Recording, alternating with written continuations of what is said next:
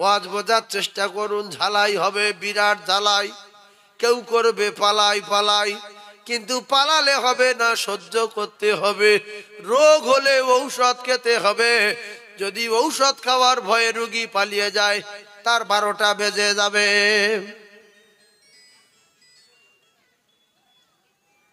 আর আমার ওয়াজ শুনে যদি সবাই খুশি হয়, তাহলে আমার কিন্তু 12টা বেজে গেল। আমি নবীর টপকে দিলাম।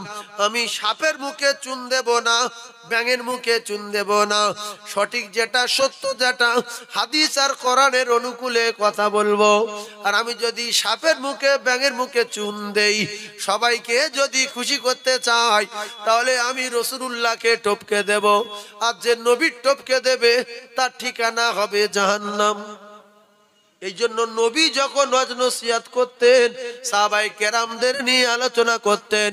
একদল জাতির কলঙ্ক বেঈমান, এরা বলতো মুহাম্মদ জাদুকর, এরা বলতো মুহাম্মদ মিথ্যাবাদী, এরা বলতো মুহাম্মদ নবী না, এরা বলতো মুহাম্মদ সব গুনিয়ে গুনিয়ে বলে।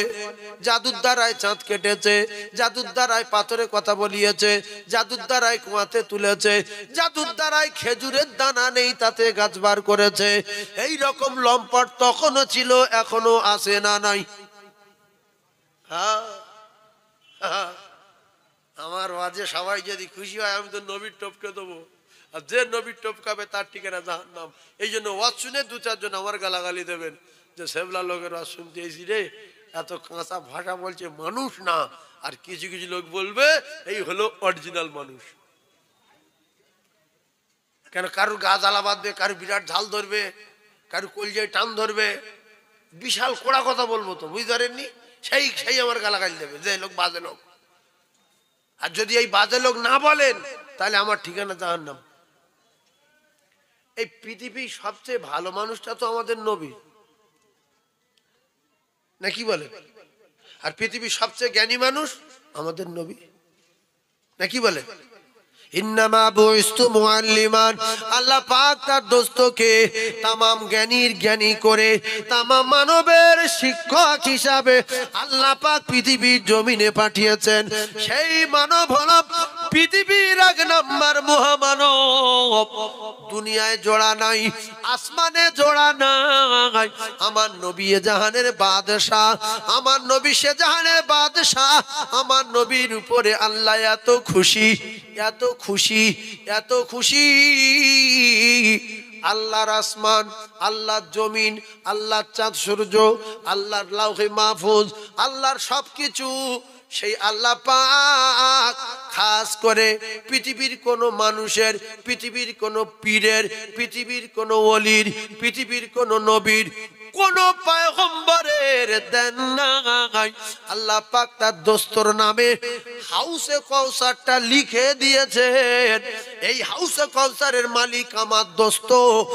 আর আমি আল্লাহ আমার দোস্তর উপরে খুশি হয়ে আমি মাকামে মাহমুদটাও দিয়ে দিলাম। জোরে বলো।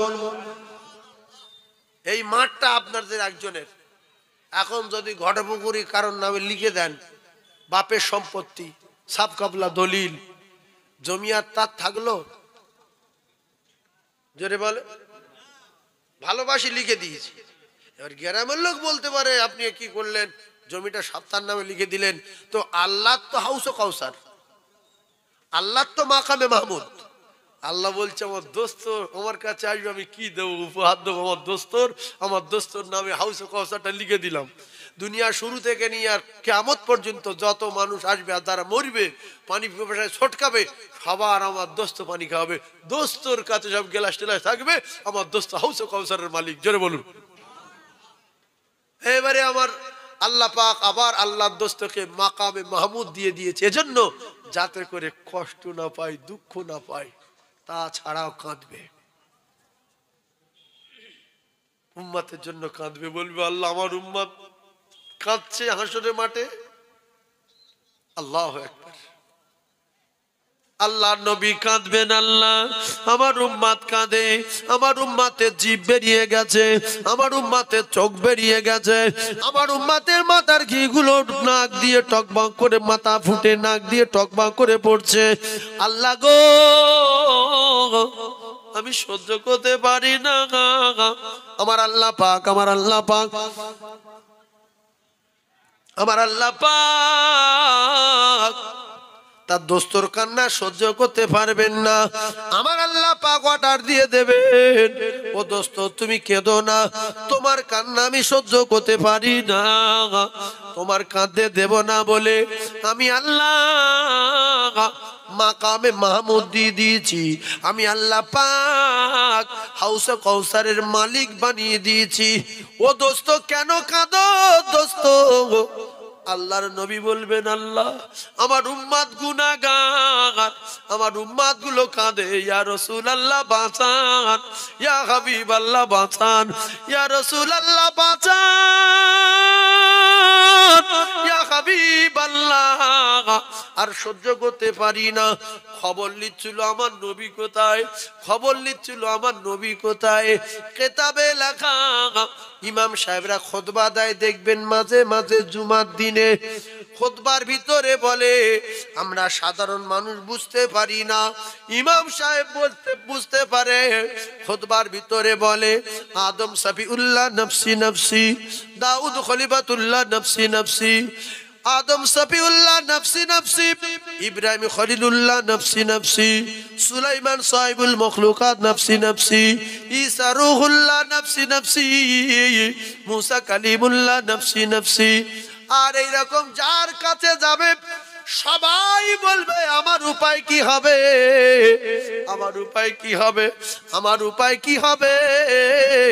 সবাই নিজের চিন্তায় যারে যার।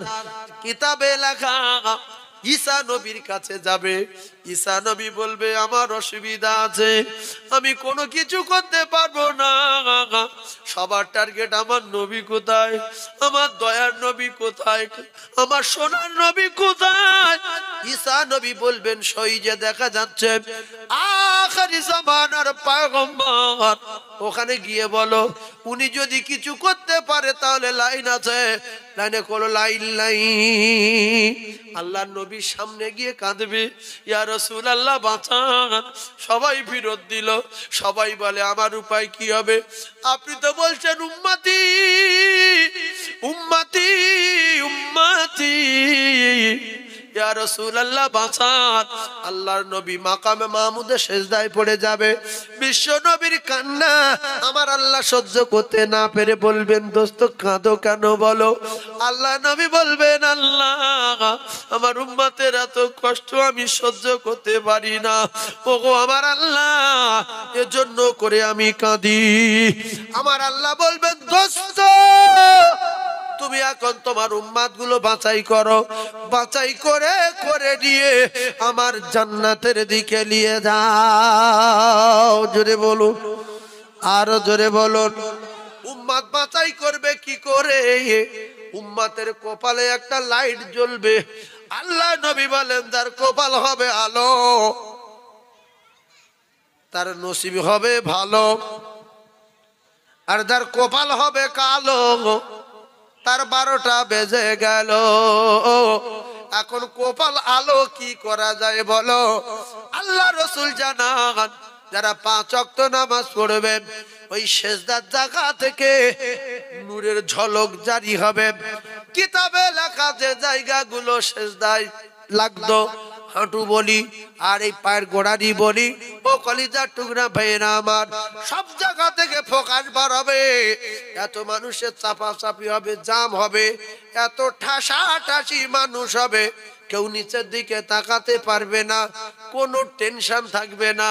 এইটা দেখবো ওইটা দেখবো, মেয়ে ছেলে বেটা ছেলে, সাদা ফর্সা কালো লম্বা বেটে রোগা, সব এক জায়গায় উলঙ্গ হয়ে নফসি নফসি করবে।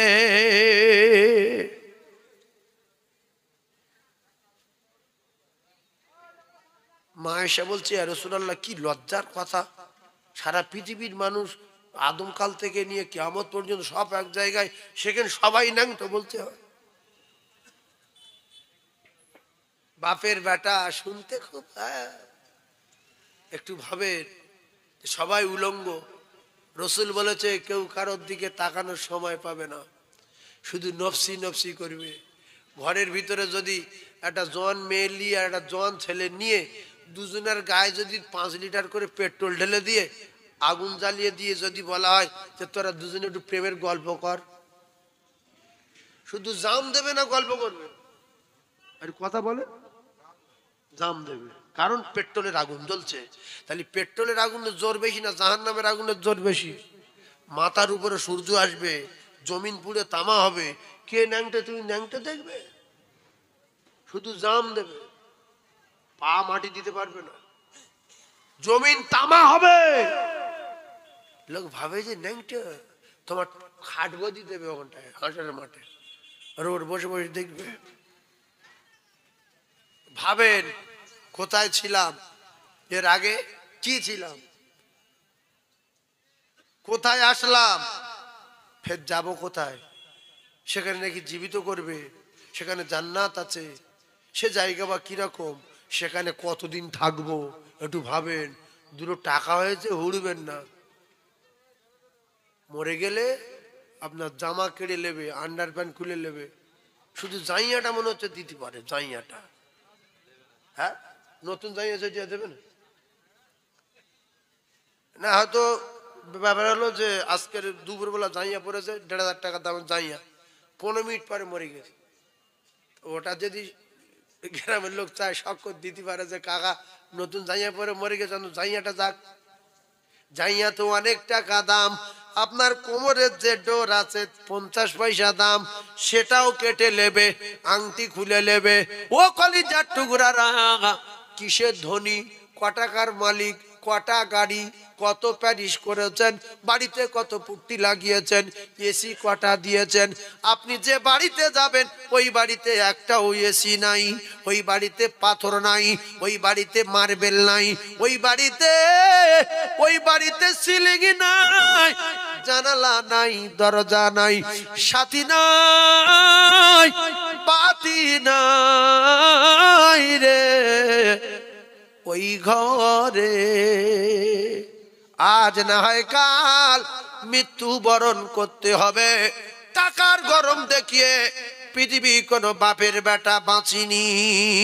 যদি টাকায় বাঁচতো তাহলে প্রত্যেকটা দেশের প্রধানমন্ত্রী গুলো বড় বড় ডাক্তার কাছে রেখে প্রত্যেকদিন 4টে ডাক্তারের 4 কোটি করে টাকা দিয়ে অন্তত প্রত্যেকটা দেশের প্রধানমন্ত্রী গুলো বেঁচে থাকতো। যে একটা ডাক্তারের প্রত্যেকদিন 1 কোটি করে দেবো, ক্ষমতা আছে না নাই? আমি বলছি একটা দেশের প্রধানমন্ত্রী 4টে ডাক্তার পাশে রাখবে, প্রত্যেকদিন 4 জনা 4 কোটি। আমি যেন না মরি, চেক করবে, এদিকে মেশিন লাগানো থাকবে, ওদিকে মেশিন লাগানো থাকবে, ক্যাপসুল থাকবে, ইনজেকশন থাকবে, সব থাকবে। শুধু অসুবিধা হলে ঔষধ খাওয়াবে। একটা বেঁচে আছে পৃথিবী, খবর নিয়েছেন? নমরুদ মরে গেল, ওর কপালে আগুন লাগলো। হামান মরে গেল, ওর মাথা বাদ পড়লো। সাদ্দাত মরে গেল সরকুকুরের মতো। আব্রাহাম মরে গেল কাফের হয়ে।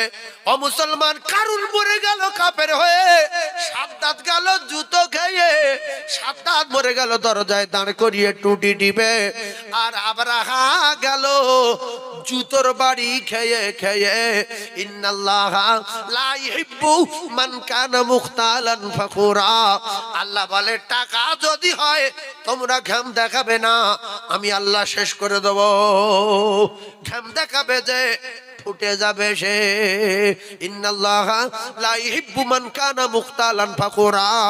কোন কায়দাবাদীর গরম, বংশের গরম, লাঠির গরম, পদের গরম, ডিগ্রির গরম, চাকরির গরম, শিক্ষার গরম, যোগ্যতার গরম আমি আল্লাহ সহ্য করি না।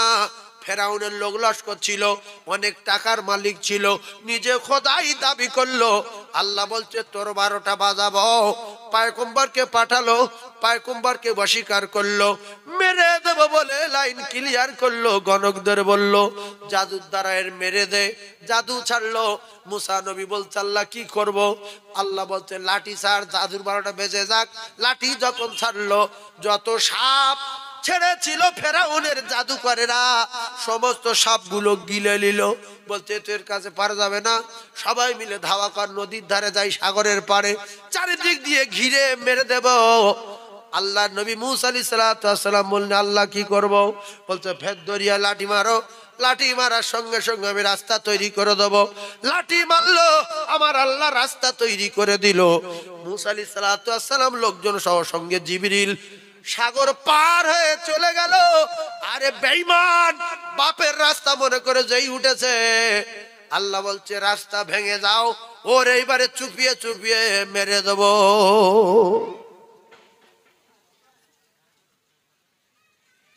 ফেরাউনের চুপিয়ে চুপিয়ে মেরে দেশকে।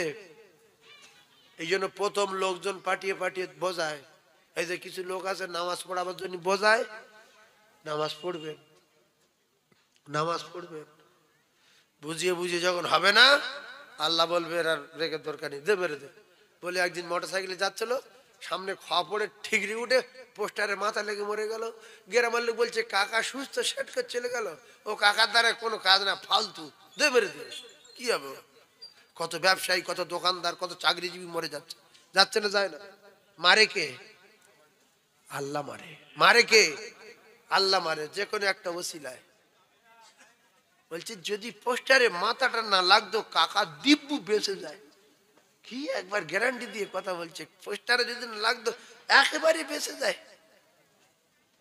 হ্যাঁ, এই 8-10 দিনের ভিতরে 10 থেকে 15 জন যুবক ছেলে আমার চোখের সামনে শুধু বাইক অ্যাক্সিডেন্টে মরেছে। কারোর মাথার খুলি চলে গেছে, হ্যাঁ, কারোর মাথার খুলি চলে গেছে, কারোর ঠ্যাং খুঁচে গেছে, কারোর লরি বুকের উপর চাকা চলে গেছে, পুরো একেবারে আলুসানা হয়ে গেছে, বেল চালিয়ে গোড়াচ্ছে। এই জন্য আল্লাহ যুবকদের আমল আর ইবাদত বেশি পছন্দ করেন। আর এই জওয়ানি হিসাব আল্লাহ পাক সর্বপ্রথম নেবেন। খুব তো উড়ছিলিস, এই জন্য ঘুড়ি যত মোস্তানি দেখাক, লাটাই কিন্তু মালিকের হাতে থাকে। ঘুড়ি মোস্তান দেখায় না? ঘুড়ি যখন ছাড়বেন লক্ষ্য করবেন, আমার ওয়াজটা খেয়াল করবেন, ঘুড়ি যখন ছাড়বেন না, ও তখন এরে এরে করে যাবে। মানে কি বলছে? যে আর আসবো না।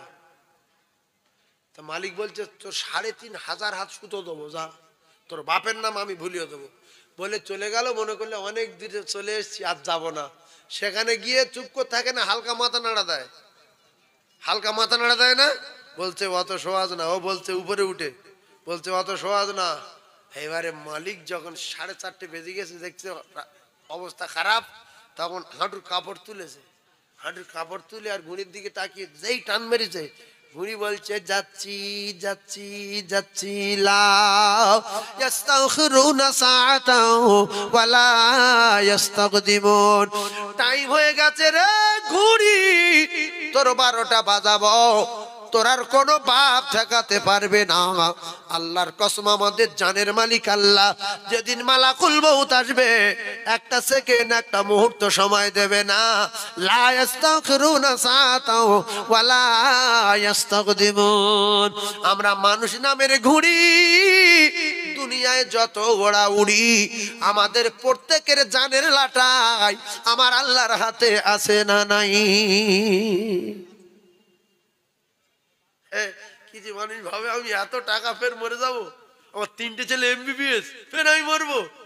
কিচ্ছু হলে 3টে সব এক জায়গায়। তোমার 3টে কেন, 350 MBBS হলে মৃত্যু হবে। 350 যদি MBBS ছেলে হয়, ওর বাপ আর মায়ের মৃত্যু হবে না? হবে না? জোরে বলে। ফকিরের মৃত্যু হবে, MBBS এর বাপের মৃত্যু হবে। ও কলিজার টুকরারা, এক কথায় বুঝে নিতে হবে, আল্লাহ যার বাঁচিয়ে রাখবে সেই বাঁচবে, আল্লাহ যার মেরে দেবে সেই মরবে। কারণ হায়াতের মালিক যিনি, মৌতেরও মালিক তিনি। হায়াতের মালিক যিনি, মৌতের মালিক তিনি। সেজন্য বিশ্বাস করুন, মরে যাব। আমাদের বিশ্বাস করার দরকার আছে না নাই? একটু কথা বলেন। আপনারা কথা বলবেন না বলবেন আপনাদের ব্যক্তিগত ব্যাপার। আমি তো আর এই এলাকার নতুন লোক না যে ঘাবড়ে যাব, ভয় খেয়ে যাব, কোনো টেনশন নাই। আল্লাহ যা বলাবে আমি বলেই যাব, আমার জোর করে বলার কোনো ক্ষমতা নাই। তবে আবু লাহাব পাক্কা বেঈমান। আবু তালিব জাহান্নামী, ঠান্ডা মাথায় বোঝার চেষ্টা করুন। আমরা যে নবী মানি গা জ্বালা করবে, টনটন করবে, ওয়াজ চূড়ান্ত হবে, এ কথা মাথায় রাখতে হবে। আমরা যে নবী মানি, তাহলে একটা কোরআন আর একটা হাদিস শুনেলেন। আল্লাহ জানিয়ে দিলেন, কুলিন কুনতুম তুহিব্বুনাল্লাহ ফাত্তাবিউনি ইউহিব্বুকুমুল্লাহ ওয়া ইয়াগফির লাকুম যুনুবাকুম ওয়াল্লাহু গফুরুর রহিম। আল্লাহ রাসূল জানিয়ে দিলেন, লা ইউমিনু আহাদুকুম হাত্তা আকুনা আহাব্বা ইলাইহি মিন ওয়ালিদিহি ওয়া ওয়ালাদিহি ওয়ান নাসি আজমাইন। ভালোবাসা, ভালোবাসা, ভালোবাসা, ভালোবাসা। দুনিয়ার মেয়েদের সঙ্গে যদি আপনি ভালোবাসা করেন, যারা ভালোবাসা করেছিলেন বা এখন রানিং যারা চালিয়ে যাচ্ছে, এরা নিশ্চিত ভালো করে বুঝতে পারবে, ভালোবাসা টিকিয়ে রাখতে গেলে, প্রেম টিকিয়ে রাখতে গেলে তা স্মরণ করার দরকার আছে না নাই? কথা বলেন। আর যারা প্রেম করেনি এরা কিচ্ছু বুঝতে পারবে না।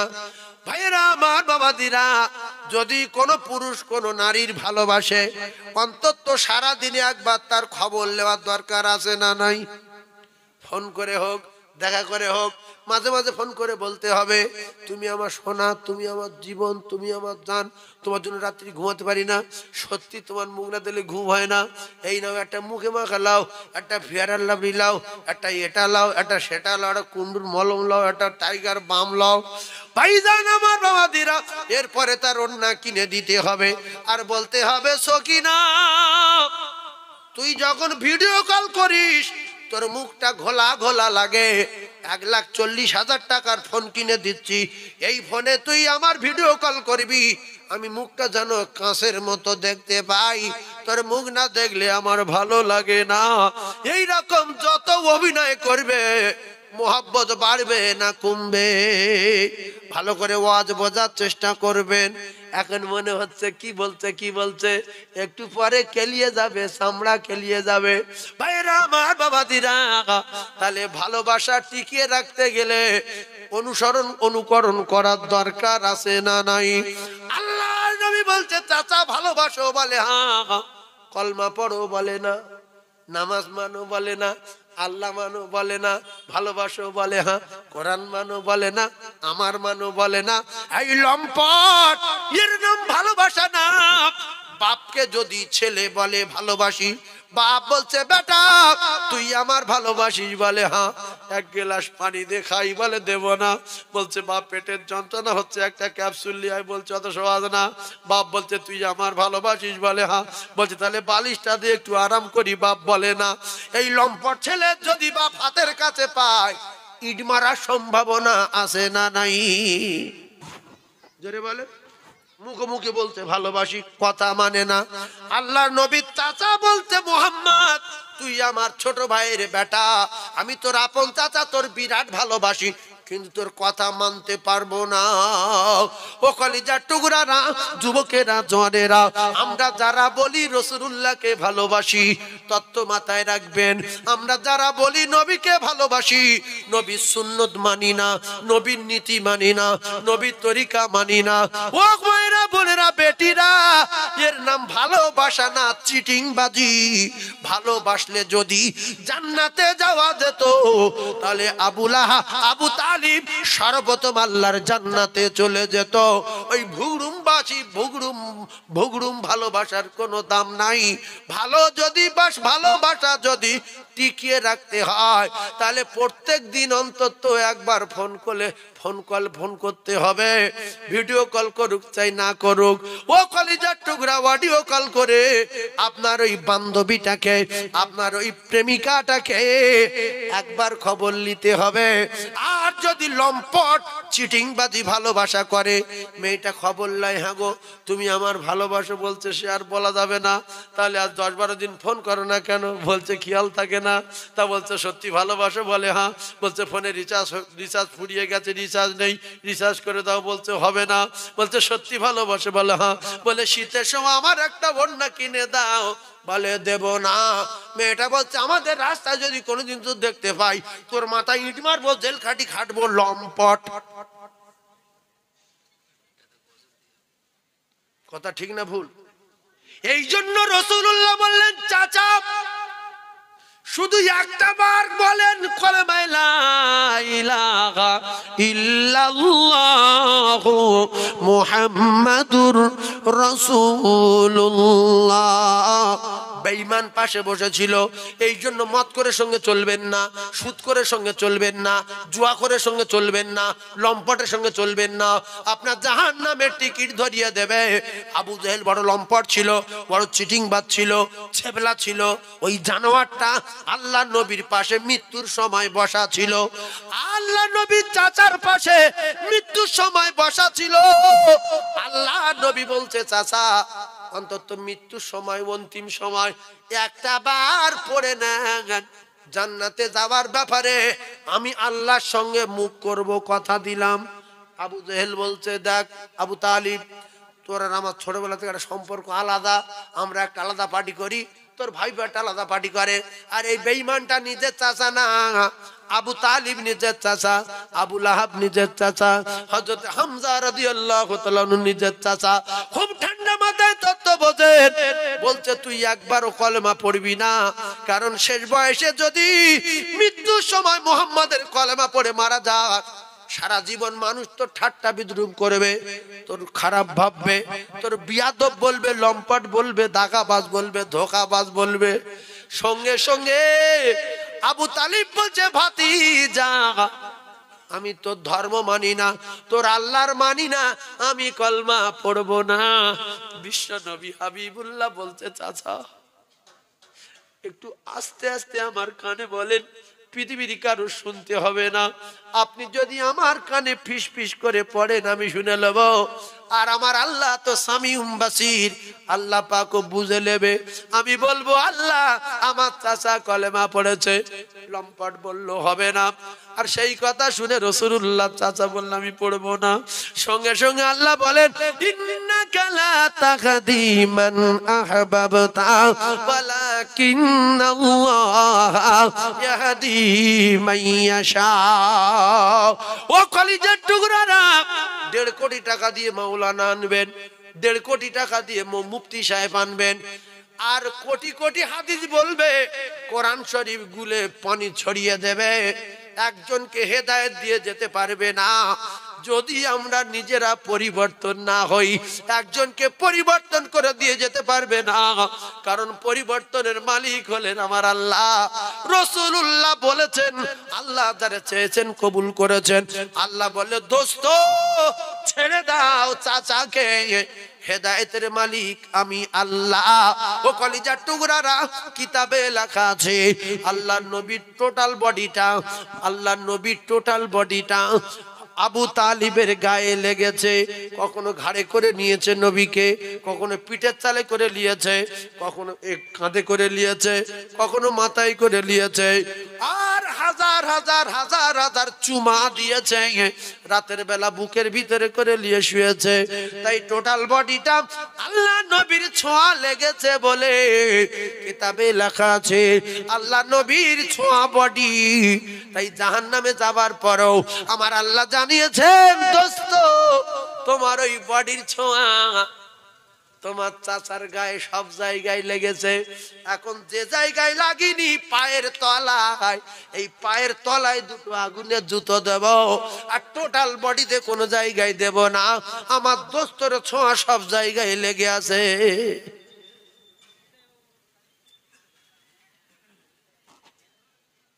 হেকাতে করে জাহান্নামে যায়নি, জোরে বলে।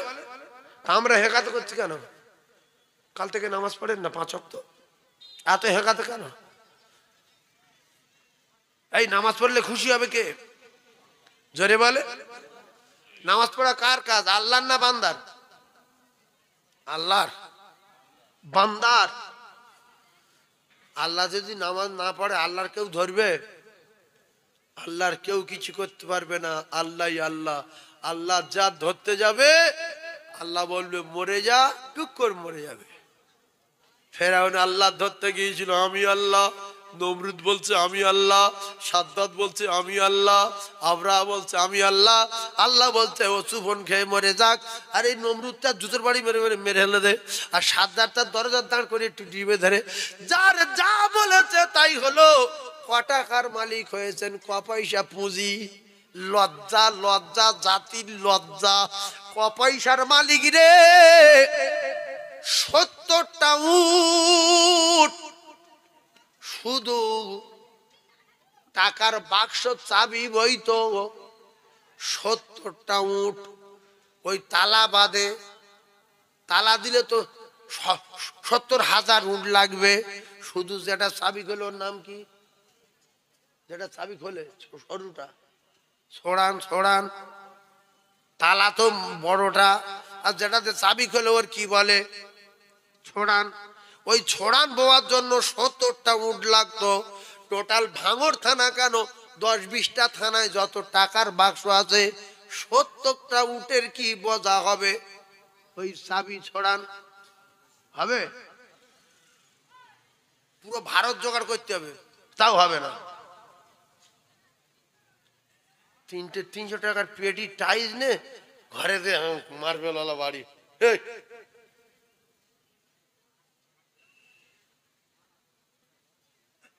শোনেন, সবসময় নিজেকে ছোট ভাববেন যে আমি কিচ্ছু না।